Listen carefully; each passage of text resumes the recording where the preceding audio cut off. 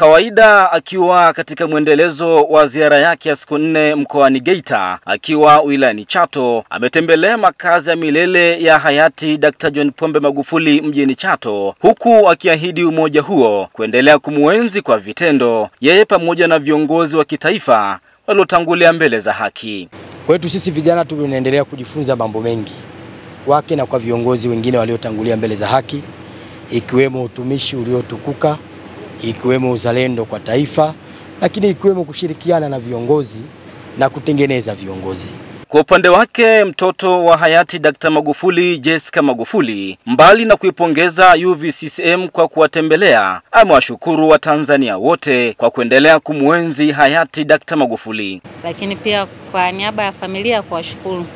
Unajua ni upendo wenu ambao umetukuka kuja kumtembelea mzee wetu hapa.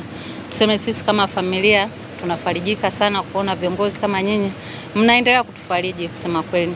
Kawaida akiwa wilayani Chato wametembelea mradi wa maji wa miji 28 wa bilioni 38 unaojengwa katika kijiji cha Buzirayombo utakaohudumia kata zaidi ya 6 unaotarajiwa kukamilika mwaka huu mwishoni. Na mahitaji ya mji wa Chato, Mheshimiwa Mwenyekiti, ni lita bilioni 8 kwa siku.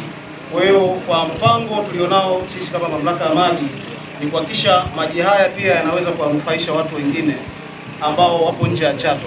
Moja ya kumbukumbu ambazo tunazo vijana wa Geita, wakati Mheshimiwa Rais anaingia madarakani, wakati analihutubia Bunge la Jamhuri ya Muungano wa Tanzania, moja ya sehemu ambayo alisisitiza kwa msisitizo mkubwa ni kwenye maji.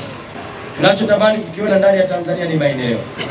Wako wengine wanaweza wakabeza, wakasema miradi ya maji, kila siku tunajenga miradi ya maji. Waambie ndio, CCM itaendelea kujenga miradi.